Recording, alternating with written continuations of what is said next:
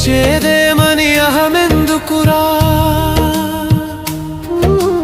పోతుందని ఆ దిగులెందుకురా.